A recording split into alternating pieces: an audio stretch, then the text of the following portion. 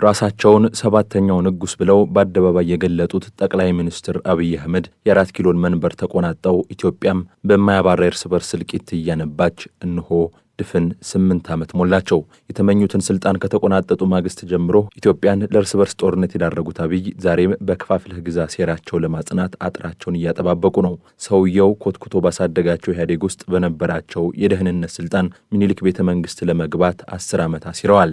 የመደመር መንገድ በሚለው መጽሐፋቸው ለሰባተኛ ንጉስነት የተመኙትን መንበር ለመቆናጠጥ የ10 ዓመት ሴራ እንዳሴሩ ራሳቸው ነግረውናል።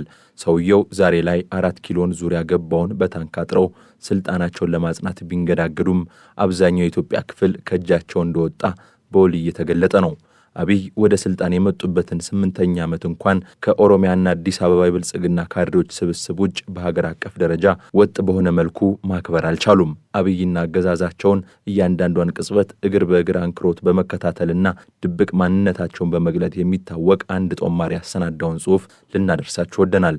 የጽሑፉ አዘጋጅ አብይን ተቃዋሚ መስለው ተቃዋሚ ለብሰው ስልጣን የተቆናጠጡ ሴረኛ የሚላቸው ጸሐፊና ሰብአዊ መብት ተሟጋቹ በፍቃዱ ኃይሉ ነው። የሰባተኛው ንጉሥ አገዛዝና የሴራ መረባቸውን በየጊዜው የሚገልጥበትን አስደናቂ ጽሑፍ በጥሞና በማድመጥ ለደቂቃዎች አብራችሁን ቆዩ።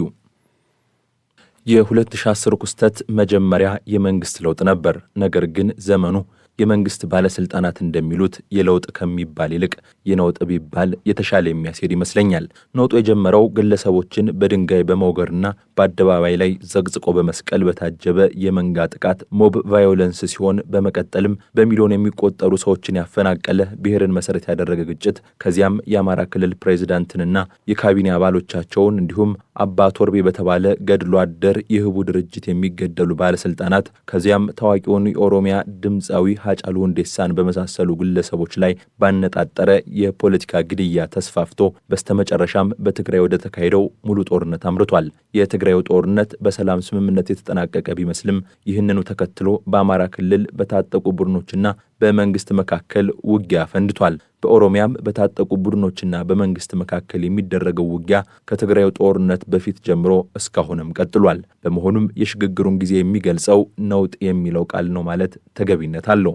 ለዚህ ዘመነ ዕብደት ጠቅላይ ሚኒስትሩን ለብቻቸው ተጠያቂ ማድረግ አግባብ አይደለም። ሁላችንም የየራሳችን ድርሻ አለን። ነገር ግን ዋነኛ ተጠያቂ እርሳቸው ናቸው ቢባል ማጋነን አይሆንም። የደቡብ ፍርዶችና የደቡብ ፍርዶችን የሚቀሰቅሱ ንግግሮቻቸው መሳ ለመሳ መሄዳቸውን አስተውያለሁ። በመጽሐፊ እንዳመለከትኩት እርሳቸው በኢትዮጵያ ቴሌቪዥን ወጥተው ወጣቶች አካባቢያቸውን ከጸጉረ ልውጦች እንዲጠብቁ ባሳሰቡ ጥቂት ቀናት ውስጥ የጀመሩ የደቡብ ፍርዶች ወደ ወል ግጭቶች አድገው ለወራት ዘልቀዋል። በወቅቱ የመንግስታቸው ትርክት በአንድ በኩል ለሁሉ ነገር ህወሓት ላይ ጣት የሚቀስር ካልሆነ ደግሞ ታስሮ የቆየ ብዙሃን ነጻነትና ዲሞክራሲ መሸከም እንዳቃተው የሚያመላክት ነበር። ይህም የህግ የበላይነትን ማስከበር የነበረበት መንግስት ኃላፊነቱን ባለመወጣቱ የተከሰተውን ቀውስ ለማስቀየሻነት የዋለ ይመስለኛል። የሆነ ሆኖ ነውጡና ሁካታው ለጠቅላይ ሚኒስትሩ ኃይል ማከማቻነት ውሏል። ያሻቸውን እርምጃ ቢወስዱ ማንም ምንም የማይታዘባቸው ወቅት ነበር። ይህ በእንዲህ እንዳለ ነውጦቹ ስፋታቸው እያደገ መጣ። የሚያስገርመው ግን የኢትዮጵያ መንግስት ነውጡን ጀመረውም አልጀመረውም የአብይ አህመድ አስተዳደር ግን ስልጣኑን ለማጠናከር ሁሉንም አጋጣሚዎች ተጠቅሞባቸዋል። መንግስታቸው የመንጋ ጥቃት መስፋፋትን፣ የህግ የበላይነትን ወደ ጎን ለማለት እንደ ማመካኛ ተጠቅሞበታል። በ8 ዓመታት የስልጣን ዘመናቸውም 3 የአስቸኳይ ጊዜ አዋጆችን አውጀዋል።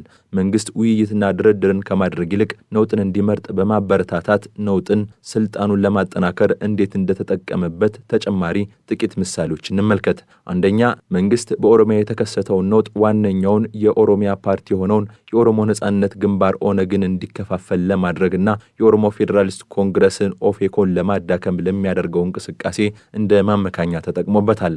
በርካታ የኦነግ አመራሮች ፍርድ ቤት በነጻ ካሰናበታቸው በኋላ ለበርካታ ወራት በስር ላይ ቆይተዋል። ይህንን የኢትዮጵያ ምርጫ ቦርድም የኢትዮጵያ ሰብአዊ መብቶችም ያረጋገጡት ነገር ነው። በምርጫ 2013 ኦነግና ኦፌኮ ከምርጫ ተገፍተናል ብለው ሲወጡ የሰጡት ምክንያት እነዚህን ክስተቶች ሽፋን በማድረግ የብልጽግና መንግስት አባላትና አመራሮቻችንን አስሯል፣ የቅርንጫፍ ጽሕፈት ቤቶቻችንን ዘግቷል፣ መጫወቻ ሜዳችንን አጥብቧል በሚል ነበር። በ2012 የሃጫሉ ሁንዴሳን ግድያ ተከትሎ የተቀሰቀሰውን ነውጥ ምክንያት በማድረግ እንደ ጀዋር መሐመድና እስክንድር ነጋ ያሉ ታዋቂ ተቃውሞ መሪዎችን መንግስታቸው አስሯል። እነዚህ ሁለቱ ግለሰቦች በቅደም ተከተል በኦሮሚያና በአዲስ አበባ በተካሄደው ጠቅላላ ምርጫ ወቅት ትልቅ ተቃውሞን ሊመሩ ይችሉ ነበር። እነሱ በስር ላይ ያሉ ገዢው ፓርቲ ምርጫውን በአብላጫ ድምፅ አሸንፏል። በወቅቱ በኦሮሚያ ሁሉም ፓርቲዎች ተደምረው ያቀረቡት የእጩ ብዛት ከጠቅላላ የእጩዎች ብዛት 35 በመቶ ብቻ ነበር። በኦሮሚያ ብልጽግና ብቻውን ነበር የተወዳደረው ቢባልም ማጋነን አይደለም።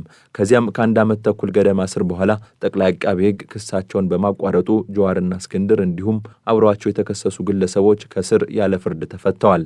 ይህም መንግስት አስቀድሞ ግቡን ስላሳካ ተጠርጣሪዎችን እስር ቤት ማቆየት የማይፈልግበት ሰዓት ሲደርስ እንደለቀቃቸው ያስጠረጥራል። በዚህ መሃል የተዘነጋው 200 ያህል ሕይወት የቀጠፈውን ነውጥ ተጠያቂ አካል አለመኖሩ ነው። አሁን ላይ እስክንድር ነጋ በአማራ ክልል የትጥቅ ትግል መሪዎች አንዱ ሲሆን ጀዋር ደግሞ በዳግም ስደት ወደ በይነ መረብ አክቲቪዝም ተመልሷል። በመሆኑም ሁለቱም በለውጡ ሰሞን ከቀሰቀሱት ህዝባዊ መሰረታቸው በከፊል ወይም ሙሉ በሙሉ እንዲርቁ ተደርገዋል። ሌላኛው ምሳሌ የትግራይ ጦርነት ነው። ጠቅላይ ሚኒስትር አብይ የትግራዩን ጦርነት ተከትሎ ህወሓትንና አጋሮቹን ከመንግስት ቢሮክራሲና ከደህንነት መዋቅሩ አስወግደዋል። ይህ ማለት መንግስታቸው ክፍት የሆኑትን ቦታዎች በታማኞቹ በመተካት በመንግስት ስርዓት ውስጥ ሊገጥሙ የሚችለውን ተግዳሮት ቀንሷል ማለት ነው። በተጨማሪም መንግስታቸው የመንግስትና የገዢው ፓርቲ ሚዲያዎችን እንዲሁም ማህበራዊ ሚዲያን በመጠቀም ኢላማ ባደረጋቸው አካላት ላይ ሰፊ የፕሮፓጋንዳ ዘመቻ ያካሂዳል። እንዲሁም የደህንነት መዋቅሩን ሙሉ በሙሉ ተቆጣጥሯል። አሁን የትግራይ ጦርነት በመቶ ሺዎች የሚቆጠሩ ህይወቶችን ከቀጠፈ በኋላም በሰላም ስምምነት ለጊዜው ተጠናቋል። እርግጥ ነው ይህንን ጽሑፍ ስጽፍ ሌላ ጦርነት ሊጀመር ይችላል የሚል ስጋት በሰፊው እያንዣበበ ነው። የሆነ ሆኖ ከጦርነቱ በፊት ህወሓት የነበረው አቅም አሁን ሞቷል። ህወሓት ለአብይ አህመድ ስልጣን ይሄ ነው የሚባል ስጋት አይፈጥርም። ነገር ግን የአብይ መንግስት አሁንም ህወሓቶችን ለመውጋት አጋር እንዲሆኑት የታገሳቸው ኃይሎች ይቀሩ ነበር። አብይ አህመድ ከመምጣታቸው በፊት የነበሩት ክልላዊ ልዩ ኃይሎች የሶማሊያ ልዩ ኃይሎች ብቻ ነበሩ። ከአብይ አህመድ መምጣት በኋላ ግን ልዩ ኃይሎች በየክልሉ ፈሉ። ልዩ ኃይሎቹ በእርግጥም ለሀገራዊ ሰላምም ለመንግስት ስልጣንም አደጋ ነበሩ። የአማራ ክልል መሪዎችን መገደል፣ በሶማሊያና ኦሮሚያ ክልሎች ድንበሮች የነበሩ ግጭቶች፣ አፋርና ሶማሊያ ወዘተ ዋቢ አድርጎ መጥቀስም ይቻላል። ነገር ግን ለትግራይ ጦርነት አጋር እንዲሆኑ ሲባል ቸል ተብሎ ነበር። በተጨማሪም እንደ ፋኖ ያሉ ታጣቂ ቡድኖችም በይፋ ወደ ጦርነቱ ተጋብዘው ነበር። ችግሩ የመጣው ጦርነቱ ሲጠናቀቅ ነው። ታዲያ የአብይ አህመድ መንግስት ትኩረቱን ወደ እነዚህ በመቀየር በድንገት መበተናቸውን አሳወቀ። ይህም በተለይ በአማራ ክልል ዛሬ ለተገባበት አሰቃቂ ውጊያ ምክንያት ሆነ። የትግራዩም ይሁን የአማራ ክልሎች ውጊያዎች ቢያንስ እስካሁን ከጠቅላይ ሚኒስትሩ ስልጣን ይልቅ የክልሎቹን ማህበራዊና ኢኮኖሚያዊ ቁመና ነው ያናጉት። እያንዳንዱ ነውጥና ነውጥ አዘል ግጭት በእርሳቸው ስልጣን ዙሪያ ያደረሰው ጉዳይ ምናልባት የገጽታ እንጂ የኃይል ሚዛን መዛባት አይደለም። እነዚህን ሁነቶች ስንገመግም ለውጡ ከሚለው ቃል እኩል ወይም በላይ ነውጡ የሚለው ቃል ዘመናቸውን ይገልጸዋል። ለውጡ ነውጡ ነው። አብይ አህመድ ወደ ስልጣን የመጡበት ዘመን በማህበራዊ ሚዲያ ተራማሽነት ሲጦዝ እንዲሁም የምዕራባውያንን ሀያልነት በምስራቃውያን ሀያልነት ተግዳሮት ሲገጥመው ነው። በመሆኑም ዘመኑ በሀገር ውስጥ ብቻ ሳይሆን በዓለም አቀፍ ወጀቦችም የታጀበ ነው። በዚያ ላይ በ2012 የተከሰተው የኮቪድ ወረርሽኝ የዓለምን ኢኮኖሚ አናውጦታል። አብይ የተወዳጇቸው የዩናይትድ አረብ ኤሚሬትስ መሪዎችን ጨምሮ የመካከለኛው ምስራቅ ሰዎችም አካባቢያዊ ተጽዕኗቸውን ያሳደጉበት ዘመን ላይ ነን። ኢትዮጵያም ደሴት አይደለችም። ዓለማችን መርከብ ከሆነችና ወጀብ ከመታት አብራት እናጣለች። ከዓለም አቀፍ ትርምሶች ታተርፋለችም ታጎድላለችም።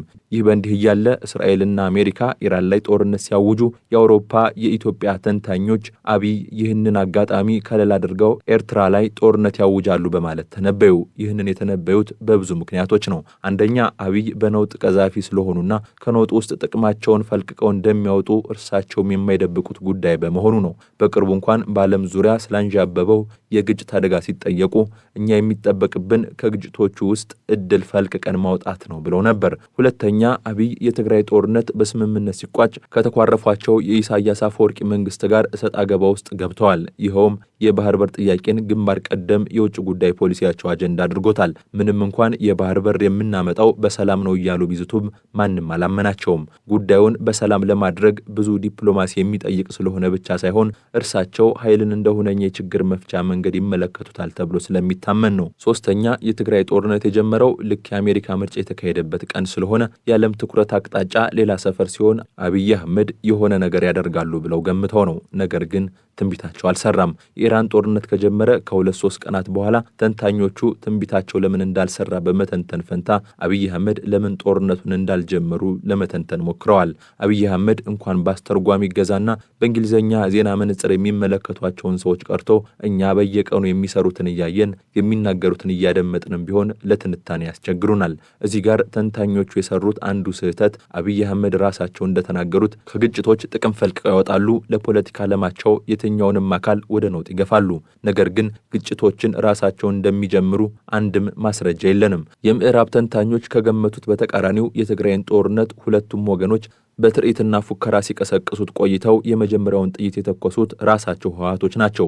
ከዚህ አስቀድሞ በኦሮሞ ነጻነት ሰራዊት እንዲሁም በመንግስት መካከል ውጊያ የጀመረው በራሱ ትጥቅ አልፈታም ብለው ባመጹ የኦሮሞ ነጻነት ሰራዊት አባላት ነው። ኦነግ ወደ ኢትዮጵያ ሲገባ የነበረውን ስምምነት ዝርዝር ባይታወቅም በአንድ ሀገር ውስጥ ቅቡልነት ያለው ታጣቂ ኃይል መንግስት ብቻ መሆኑን መከራከር አንችልም። በፋኖና በመንግስት መካከል የተጀመረው ጦርነትም መነሻው ልዩ ኃይል መፍረስ የለበትም ብለው ባመጹ የፋኖ ታጣቂዎች ነው። ጦርነቱን አብይ ናቸው ያወጁት ተብሎ ብዙ ክርክር ሊነሳ ይችላል። ነገር ግን እርግጡ ነገር ከሁሉም ግጭቶች እርሳቸው ስልጣናቸውን ከትላንት የተሻለ ዛሬ ለማደላደያነት እየተጠቀሙባቸው ብቻ ነው። አንድ የእንግሊዝ ዲፕሎማት አብይ ወደ ስልጣን የመጡ ሰሞን የተሰማቸውን ለተመራማሪዎች እንደተናገሩት አብይ ማርሽ ቀያሪ ናቸው። ሁሌም ሁሉንም ነገር እየቀያየሩት ነበር። ኢትዮጵያውያንም በእሳቸው ፍጥነት ምን እያደረጉ እንደሆነ ማወቅ አልቻሉም፣ እኛም አልቻልንም አይነት ነገር ብለው ነበር። በዚህ የነውጥ ቀዛፊው አብይ አህመድ እስከ የኖቤል ሽልማት ተሸላሚነት ደርሰዋል። አብይ አህመድ ነገሮችን በማይታመን ፍጥነት ማድረግ ይወዳሉ። ወደ ስልጣን የወጡ ሰሞን በየቀኑ ሰበር ዜና ይሰጡን ነበር። አንዱን አውርተን ስንጨርስ ሌላኛው ይቀጥላል። በዚህ መሃል እርሳቸው ስራቸውን ይሰራሉ። አንድም ሰው ከሰበር ዜና ጠለቅ ብሎ የድርጊቶቻቸውንና የውሳኔዎቻቸውን ዘላቂጦስ መተንተን አልቻለም። ቢችልም አድማጭ የለውም። ብዙዎቻችን መለስ ብለን ስናስታውሰው ባለፉት 8 ዓመታት እየታመስን የተንገረገብነው ብዙ ጊዜ ነው። አሁን ማን ይሙት በ2014 ከጦር ሜዳ ሆነው እንዲያ ሲያብጠለጥሏቸው የነበሩት ጌታቸው ረዳ የመንግስታቸው ሹመኛና ተከላካይ ይሆናሉ ብሎ ማን አሰበ? በርካታ የህወሓት ሹመኞች የትግራይ ጊዜያዊ መንግስት ሊሆኑ ሲሻሙ፣ እርሳቸው ግን ለምን ጌታቸውን መረጡ?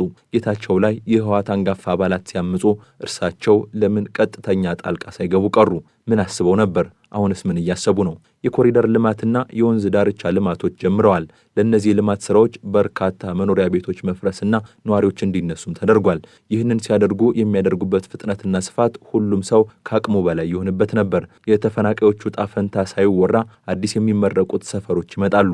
በዚህ መሃል ሌላ ሰፈር ይፈርሳል። በአንድ በኩል ብዛቱ፣ በሌላ በኩል ፍርሃቱ፣ በዚያ ላይ ፓርቲያቸው ማህበራዊ ሚዲያ ላይ ያሰማራቸው ካድሬዎች የሚነዙት ፕሮፓጋንዳ ሁሉም ይህንን በሚያህል ስፋትና ጥልቀት የሚሰራ ስራ ማህበራዊ፣ ፖለቲካዊና ኢኮኖሚያዊ ፋይዳና ጦስ ሳይተነተን እንዲያልፍ እያደረጉ ነው። አብይ አህመድ ጠላቶቻቸውን ሲችሉ የእርሳቸው ተከላካይ ጠበቃ አሊያም አቅመቢስ ያደረጉበት መንገድ የማይታመን ነው። ኢሳትና ኦኤምኤን የተባሉ ቴሌቪዥኖች በአንድ ወቅት አገር አንቀጥቅጥ እንዳልነበሩ ዛሬ ተከፋፍለውና ተመናምነው የከሸፉበት ጥበብ አልተተነተንም። ተቃዋሚ ፓርቲዎች ወደ አጋር ፓርቲነት የተቀየሩበት መንገድ ከተራ በሹመት ማባበል በላይ መመርመር አለበት። ማህበራዊ ሚዲያ ከተቃዋሚዎች መድረክነት ወደ ገዢው ፓርቲ ካድሬዎች መፈንጫነት የቀየሩበት መንገድም አልተስተዋለም። ምክንያቱም ይህን ሁሉ ለመመርመር ጊዜ አልሰጡንም። እንደ አስማተኛ ማስቀየሻ ሰበር ዜናዎች አሏቸው። ይህን ብልጭልጭ አይተን ዞር ስንል ያኛው ሄዷል። ባለስልጣኖቻችን አዳዲስ የመንግስት ስራዎችን ሲያስተዋውቁ በጠቅላይ ሚኒስትሩ ሐሳብ አመንጭነት ብሎ ይጀምራሉ። እኔና አንድ ጓደኛዬ የኢቢሲ የቴሌግራም ዜና ዘገባዎች ላይ ባደረግነው ቀላል ሐሰሳ በጠቅላይ ሚኒስትሩ ሐሳብ አመንጭነት የሚለው 14 ዜናዎች ውስጥ በጠቅላይ ሚኒስትሩ አነሳሽነት የሚለው ደግሞ 10 ዜናዎች ውስጥ ከነሐሴ 2012 ጀምሮ መጠቀሱን አስተውለናል። ጠቅላይ ሚኒስትሩ በሐሳብ አመንጭነት የተጠቀሱት በብዛት ከኮሪደር ልማቱ ጋር በተያያዘ ቢሆንም ከአረንጓዴ አሻራ፣ ከኢቢሲ እድሳት፣ ከክብረ በዓሎች ዝግጅት፣ ከተቋማት መመስረትና ከስታዲየም ግንባታዎች እቅድ ጋር በተያያዘ ተወድሰዋል።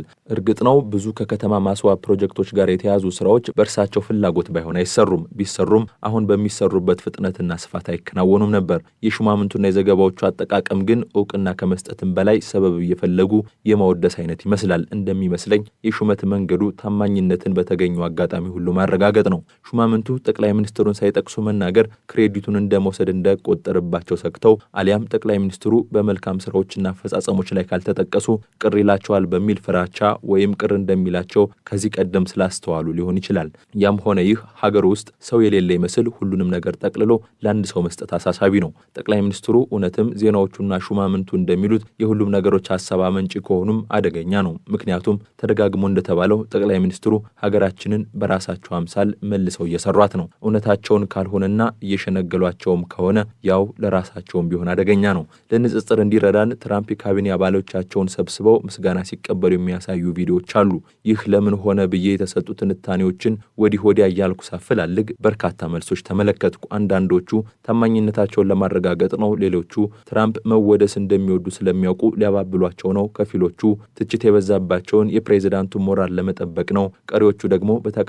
ቀሪዎቹ ደግሞ በተቀናቃኞቻቸው የተበላሸውን ገጽታቸውን ለመገንባት ነው የሚል ትንታኔ ሰጥተውበታል። የእኛም ሹማምንት እነዚህን የክሬዲት ስጦታዎች የሚያሽጎደጉዱት ከእነዚህ ምክንያቶች በተለየ ምክንያት ይሆናል ብዬ አልገምትም። ሆኖም በአንድ ነገር መስማማት እንችላለን። እንዲህ ያለ የቁልምጫ እጅ መንሻ የሚጠብቀው አምባገነናዊ ማንነት ያለው የመንግስት ሹመኛ ብቻ መሆኑን ነው። ጠቅላይ ሚኒስትር አብይ አህመድ በራሳቸው ሀሳብ አመንጭነት ኢትዮጵያን በራሳቸው ፍላጎት ልክ መልሰው ለመስራት ቆርጠዋል ይባላል። የቶም ጋርድነር መጽሐፍም በዚሁ ዙሪያ ነው የሚያጠነጥነው። ጦርነትና ግጭት ቢፈነዳ፣ ትችትና ማስፈራሪያ ቢዘንብ ማንንም የሚሰሙ አይመስሉም። የሚፈልጉትን ያደርጋሉ። ታላቁ ትርክት በሚል ለኢትዮጵያና ኢትዮጵያውያን የጋራ ትርክት ለመፍጠር ትርክቱንም ተቀባይነት እንዲያገኝ ለማድረግ እየሞከሩ ነው። ሀገራዊ ምክክሩን በመጠቀም እስከ ህገ መንግስት ክለሳ ለመድረስ ይሞክራሉ። መሀል አዲስ አበባን የዛሬ 8 ዓመት ያያት ሰው ዛሬ ገብቶ አይወጣባትም። የሚኒልክ ቤተ መንግስትን በከፊል ቀይረው ዩኒቲ ፓርክ ያሰኙት ሰሞን ለውጡ ከቢሮ የጀምሮ ሀገር ያዳርሳል ብለው ነበር። እንዳሉትም በቤተ መንግስቱ ዙሪያ ያሉ ሰፈሮች ሁሉ ተቀይረዋል። አዲስ ቤተ መንግስትም ከተማዋ አናት ላይ የተሰራ ነው። በየከተማዎቹ አዲስ አበባ የሚሰራው አይነት የመንገድ ዳርቻዎች የማስጌጥ ስራ እንዲባዛ ትዕዛዝ ተሰጥቷል። እየተሰራም ነው። የኮሪደር ልማት የተሰኘው የከተሞች እድሳት ቢያንስ በ54 ከተሞች እንደተከናወነ ሰምቻለሁ። ወደ ገጠርም እየዘለቀ እንደሆነ የሚያሳዩ ጅምሮች በደቡብ ኢትዮጵያ አሉ።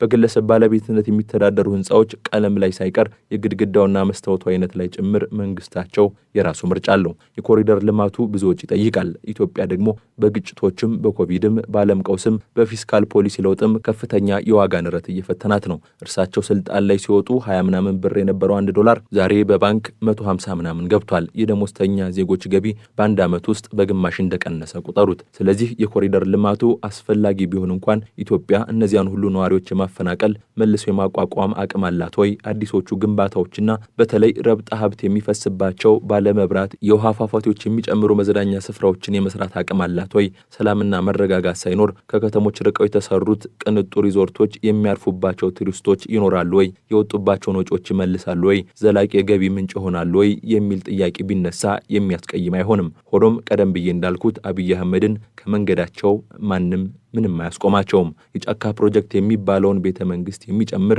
ሳተላይት ከተማ በአዲስ አበባ አንድ አናት ላይ ሲገነቡ ከ500 ቢሊዮን ብር በላይ እንደሚወስድ ተናግረዋል። የልማት ተነሺዎች ተበደልን ብለው ፍርድ ቤት መሄድ የሚችሉበት መንገድ ቀጭን ነው።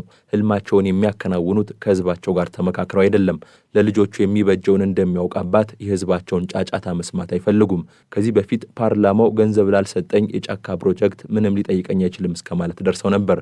ጀነራል ኦዲተሯ በአንድ ወቅት የእነዚህ ግዙፍ ፕሮጀክቶች በጀት በገንዘብ ሚኒስቴር በኩል ስለማያልፍ ኦዲት የማድረግ ስልጣን የለንም ሲሉ ሰምቻለሁ። ጠቅላይ ሚኒስትሩ የሚፈልጉትን የሚያሳኩበት በእንዲህ ያለ ከህግ የበላይነት ጭምር ነው። ባለፉት 8 ዓመታት ያየነው የጠቅላይ ሚኒስትር አብይ አህመድ ጉዞ የማይታመን ጥድፊያን ከማይታመን የፖለቲካና ኢኮኖሚ ነውጥ ጋር አጣምሮ የያዘ ነው። አብይ አህመድ ኢትዮጵያን በራሳቸው ምስልና ምናብ ልክ ለመቅረጽ ሲተጉ የዜጎች ዕለት ተዕለት ኑሮ፣ የዴሞክራሲ ተቋማት ግንባታና የህግ የበላይነት ግን የዚሁ ፈጣን ጉዞ ሰለባ ሆነዋል። አብይ ወደ ስልጣን የወጡት በሰላማዊ ሂደት ቢሆንም እንደ ቀደምት መሪዎች ሁሉ መሰንበቻቸው በነውጥ ሆኗል። የነገዋ ኢትዮጵያ ዕጣ ፈንታም የሚወሰነው የተዋቡ የከተማ ኮሪደሮችና ወንዞች በዚህ በኩል ጦርነትና የኑሮ ውድነት በወዲያ በኩል በሚያፈሩት ፍሬና በሚያስከትሉት ጦስ መካከል ነው። 8 ዓመታትን አንድ የአሜሪካ ፕሬዝዳንት 2 ጊዜ መርጦ አገልግሎቱን የሚያጠናቅቅበት ዘመን ነው። የእርሳቸው ስልጣን ግን ገና እየጀመረ ይመስላል። ትሩፋታቸው ይሄ ነው ብሎ መተንበይ ይቸግራል። ነገር ግን በሰብአዊ መብቶች ጥበቃ፣ የህግ የበላይነት፣ በዲሞክራሲና